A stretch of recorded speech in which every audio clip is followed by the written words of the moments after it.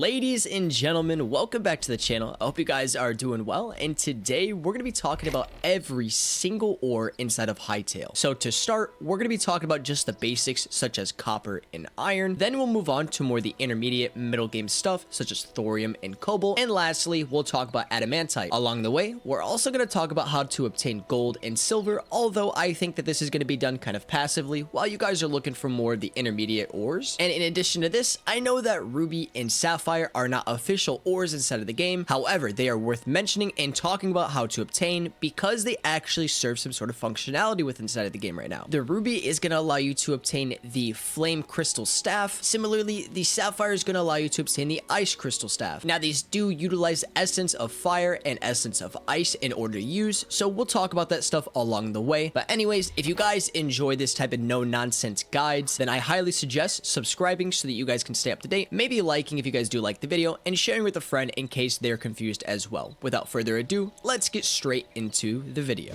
Inside of Hytale, there are going to be 4 different zones inside of the game, each of which housing different types of material. The first material that we're going to be talking about is going to be copper and iron, but if you guys are looking for later stage items or other specific things, then go ahead and check the timestamps down below, and I'll be sure to cover those items more in depth over there. Anyways, just starting off with the basics such as the copper and the iron ingots, this is going to be found in the world spawn, and this is considered the Emerald Wilds, aka Zone 1 of the world. And from here, it's pretty easy. All we have to do is find any sort of cave inside of our world. Once you guys head down, almost instantaneously, you guys are going to notice there's some copper everywhere. I have mined out most of this stuff towards the top, so we're going to have to go down a little bit farther, but there's going to be copper basically generating everywhere inside your guys' cave. The iron generation, we have some right here, but the iron is going to be less towards the top, and it's going to start spawning more frequently as we go down and progress throughout the cave. While you guys are here, notice that there's some structures that are going to spawn just like this. Usually there's some enemies that spawn inside of here, so make sure you guys are bringing the proper equipment such as a weapon and maybe a little bit of armor. Now, as you guys progress deeper inside of the cave, you are going to notice that there is a section that looks just like this. You guys should be extremely careful. You have 2 options. Either A, take all the copper and a little bit of iron that you have and take it right back up to the top, get some better gear and come straight down here, or you guys can take a risk and just head straight down here right away. Now, there are going to be some tougher enemies down here. These guys aren't too bad.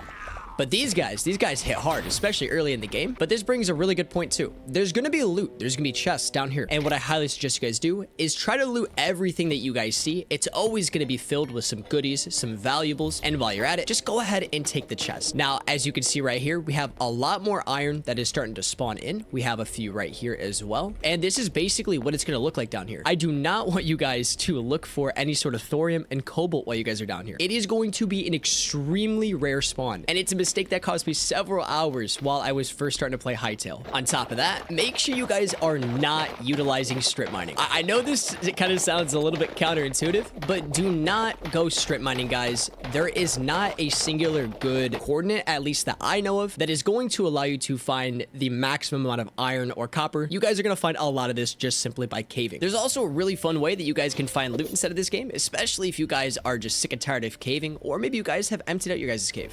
Down over here, we'll find an enemy, and then right next to him, there's gonna be some loot. Well, we didn't really find the ore that we were looking for, but you guys can find all sorts of stuff. Once again, though, take the chest. You guys are gonna need it for later. Also, on top of this, one fun fact. If you guys didn't know this, you guys can take your torches, put it in your offhand, and this is just a fun little useful tip in case you guys are just trying to focus on your inventory management while you guys are doing stuff. Now, moving on to the more intermediate ores or the middle game ores, it's going to be cobalt and it's going to be thorium. The way you guys go about doing this is either by transversing north for cobalt ore, or you guys can go south for the thorium ore. Right here, you guys can actually see kind of a little bit of the region, but we'll go explore that here in a second. What I highly suggest you guys do, just because it makes sense for the progression of the game, is go for thorium first. But once again, this is completely your guys' decision. Thorium and cobalt have the exact same durability and have the exact same strength when it comes to armor, so it's really your guys' choice. Starting off with thorium, that's the one we're gonna be focusing on. Let's go ahead and head south towards that region, and I'll meet you guys over there. Now, this is the Howling Sands region. It's gonna look something like this on your guys' map. Now, what I want you guys to look out for, this is the best area that I've ever found thorium to be in. This is going to be a abandoned mine shaft, or whatever its official name is. I'm not really too sure, but what I'm trying to say is all around here,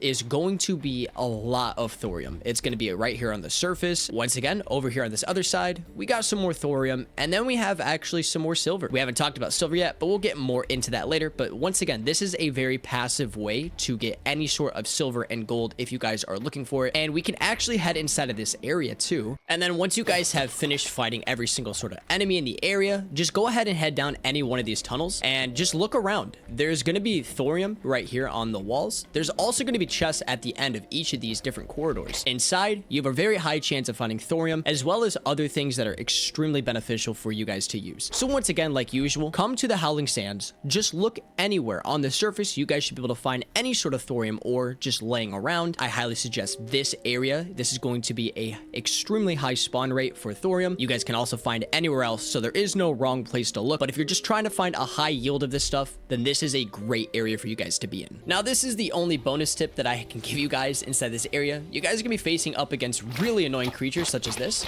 So if you guys have access, go ahead and make yourselves the iron crossbow. If you guys also have access to an alchemy bench, make your guys yourself some antidotes just to make the time over here a little bit easier and less stressful for all of you. And moving on to our next ore, it's going to be the cobalt ore. So just like the thorium ore, except in reverse, instead of heading south, we're going to be heading towards the northern regions until you guys end up in a snowy biome. So I'll see you guys over there. Now, this region is the Frost Frontier, and you guys are going to want to be looking for these mountainous regions. Once you guys are inside of these mountainous regions, right behind me is going to be gold ore. This is going to be the best way, in my opinion, for you guys to isolate and go for gold if you guys are going for that. Additionally, this is the primary spot for any sort of cobalt to spawn in. You guys are going to be able to easily spot an abundance of cobalt while you guys are here. All you guys really have to do is just kind of transverse throughout this land. Like I said, here's some more cobalt right here. And let's actually just mine these, for example. From my experience, well, this is a bad example. Here, let's look for another one really quick. Yeah, here's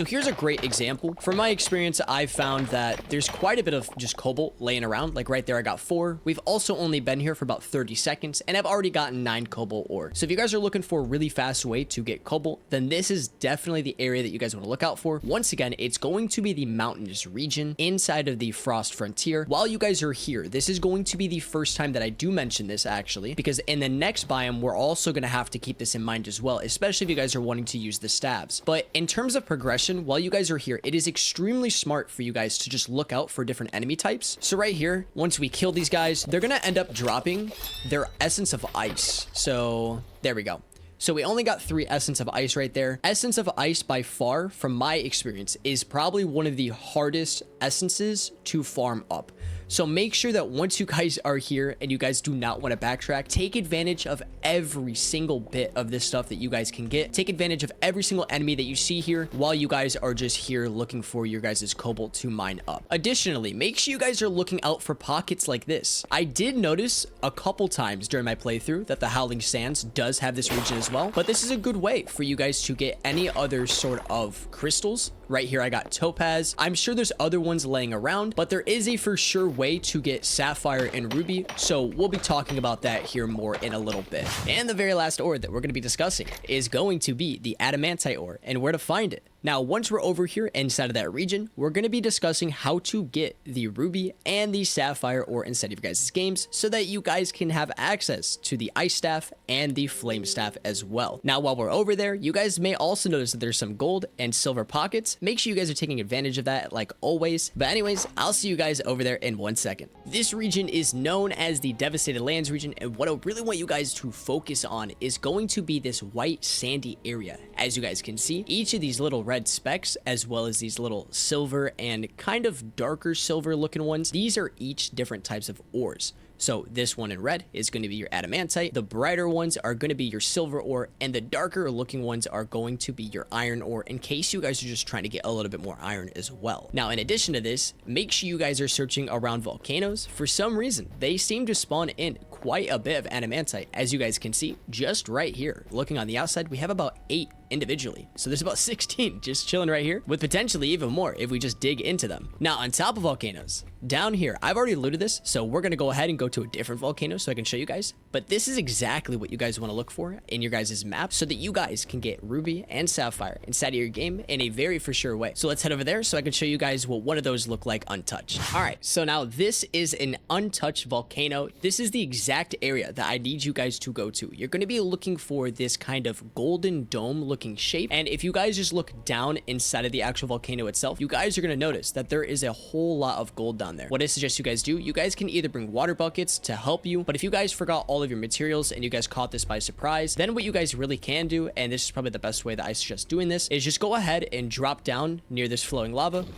jump onto it, jump off, jump back onto it, and you guys should be completely fine in getting down here. Now, just make sure you guys eat so you guys can get your health back. And this is the for sure way in order to get your guys' ruby. So there's one right here. In addition to this, well, there should be some sapphire. There should be sapphire. Yes, there is sapphire right there. So this is the best and for sure way to get your guys' sapphire and ruby inside of your guys' game. This is the only way that I know of. So if you guys figure out any other way on how to do this, then please let me know in the comment section down below. While you guys are inside of this area, make sure you guys are taking advantage of every single enemy that you guys see, as they're gonna drop you the essence of fire that will end up needing for the actual staff itself. In addition to this, this is a great way to find any sort of extra adamantite inside of any chest. So I would just make sure you guys are checking every single chest if you guys are trying to farm up as much adamantite as possible. Now, in terms of gold ingots and silver ingots, like I said, this is going to be a very passive experience. However, there's one extra thing that you guys can try. So if you guys are ever near any sort of bodies of water, I would highly suggest you guys just take a little peek and see what's down below here. So right here, we have quite a bit of gold. Over there, there's quite a bit of gold as well. And if we head over to the reef area, once again, there is much more gold right there on the bottom of the kind of ocean floor. Now, if we head over to this reef area, we're going to also be able to take a peek at any sort of ores that might be just hiding along the reef. I have found quite a bit of silver and quite a bit of gold just by doing this, so it's definitely just worth taking a look at sometimes. Don't be too afraid to go too far down as well. You guys can always dig 2 blocks, one tall, one below, and you guys can create a nice little air pocket if you guys are trying to get to any ores down there. And now that you guys have gotten all of those materials, including the essence of fire, the essence of ice, the ruby, and the sapphire, as well as some gold and silver, when you guys head over to the Arcanist workbench, you guys will notice that you have access to each of the staffs. Now, I am not going to go into detail with how these work. I'm going to be making a full-fledged video on that. So if you guys want to stay up to date with that, then make sure you guys hit the subscribe button and hit the notification bell to stay up to date for when I make that video. Now, the last little tip that I have to share with you guys is going to be the salvager's workbench. So right here, I have my adamantite pick that is completely depleted. If I just put it inside of here, we're going to get an output of some of these materials back. This is a great way to just keep on recycling each of the ore and each of the different scraps that you guys have. And although when you guys have your pickaxe completely depleted, you guys could end up using your repair kit on it. I just want to let you guys know that 10% of your maximum durability will be lost each time that you guys do this. So after a while, it might just be smart to go ahead and resalvage your stuff just so that you guys can get some of your resources back. Anyways, that is the entire video. That is how to get every single ore inside of Hytale. I hope you guys enjoyed the video. If you guys did, liking, subscribing, sharing with a friend, and even commenting, it all really helps. It goes a long way. I really do appreciate making these videos for you guys, and hopefully I'll see you guys in the next video. Peace.